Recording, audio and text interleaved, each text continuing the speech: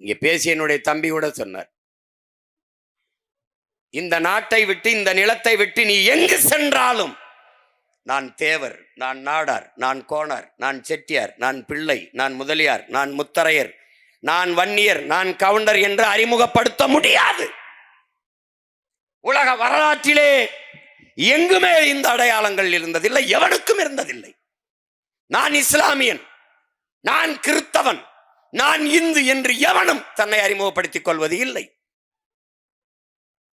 இல்லை, நீ கேரளாவுக்கு செல், ஆந்திராவுக்கு செல், இந்திய நிலப்பரப்பில் எங்கு வேண்டுமானாலும் செல், இல்லை இந்த துணைக்கண்டம் கடந்து வேற எந்த நிலத்திற்கும் செல், நீ யார்? எங்கு சென்றாலும் நீ தமிழன். இதனால் தான் நம்முடைய தாத்தன் புரட்சி பாவலன் எங்கு பிறப்பினும் தமிழன் தமிழனே, இங்கு பிறப்பினும் அயலான் அயலானேங்கிறது. மற்றவர்களைப் போல இனமாறுகிற அடையாளம் தொலைக்கிற இனம் அல்ல இது. அருகில் இருக்கிற மாநிலத்தவன் இங்கு வந்தால் திராவிடனாக மாறுவான், பீகாரியன் வந்தால் இந்து இந்துவாக மாறுவான், மராட்டியன் இங்கு வந்தால் இந்து இந்துவாக இந்தியனாக மாறுவான். ஆனால் நீ எங்கு சென்றாலும் தமிழன்.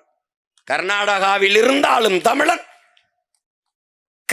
கனடா நாட்டில் வாழ்ந்தாலும் நீ தமிழன், ஆந்திராவில் வாழ்ந்தாலும் தமிழன், அமெரிக்கா, ஆப்பிரிக்காவில், ஆஸ்திரேலியாவில் வாழ்ந்தாலும் நீ தமிழன். இது உன்னுடைய மாண்பு. தாய் நிலத்தை இழந்து இன்னொரு தேசத்திற்கு இடம்பெயர்ந்து ஏதிலிகளாக நீ சென்றாலும் தமிழன் தான். அதுதான் உன் அடையாளம்.